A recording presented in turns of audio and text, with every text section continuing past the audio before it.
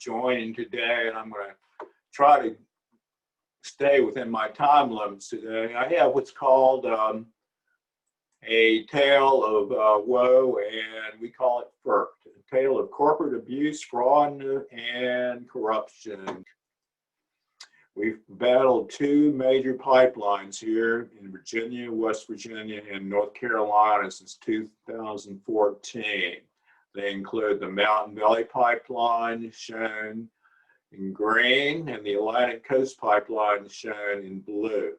The Atlantic Coast Pipeline was a joint venture of Dominion Energy and Duke Energy. It was 590 miles long, 1.5 billion cubic feet of gas per day. The cost was estimated at $8 billion, and we were jubilant. The pipeline was canceled in June 2014 after 6 years.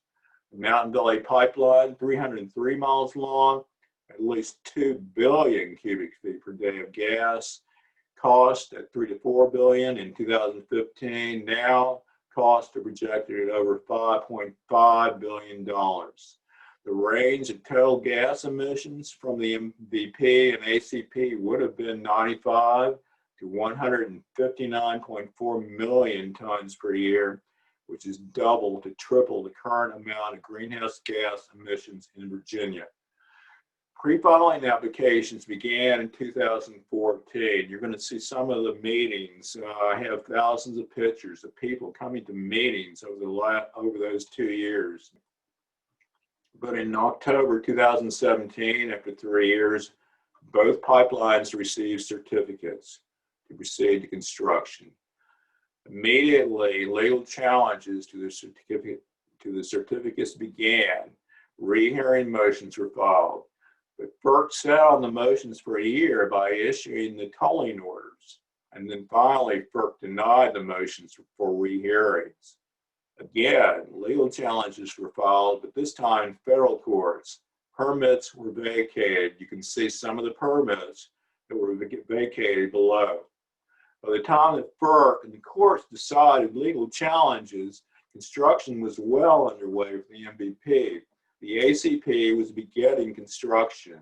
The damage was done. You can see some of the tree cutting and clearing operations in Southwest Virginia and in the George Washington National Forest. The owls cried for a week after the trees were cut down. Protests began. Peters Mountain, West Virginia, near the crossing of the Mountain Valley Pipeline of the Atlantic Appalachian Trail. The Elephants Road tree sitting encampment has been there for over 2 years. Mountain Valley Watch is formed to monitor the MVP for construction problems. Violation of erosion control regulations are documented and reported to DEQ, West Virginia DEP, and FERC for corrective action, and volunteers have reported over 650 incidents of erosion control problems.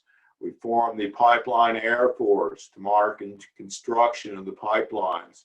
Here's a shot of the Mountain Valley Pipeline, an aerial photo in West Virginia, another photo of the MVP in West Virginia. You can see the extent of the damage in the photos. And again, Pennsylvania County, Virginia, near the terminus of the Mountain Valley Pipeline.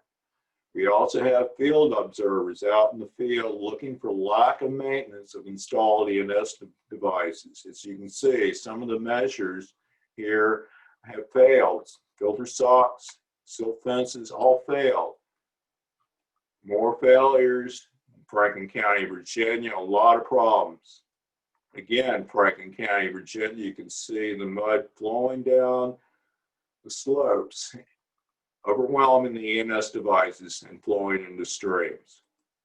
In 2018, Virginia DEQ assessed MVP over $2 million in fines. But what did FERC do? Not a thing, nothing. I just want to say the need does not exist for these pipelines. The handwriting is on the wall. Today, the oil and gas industry are in a financial tailspin. Demand has cratered, prices have collapsed, and profits are non-existent. The industry has taken billions of dollars in losses and is in debt to the tune of over $200 billion.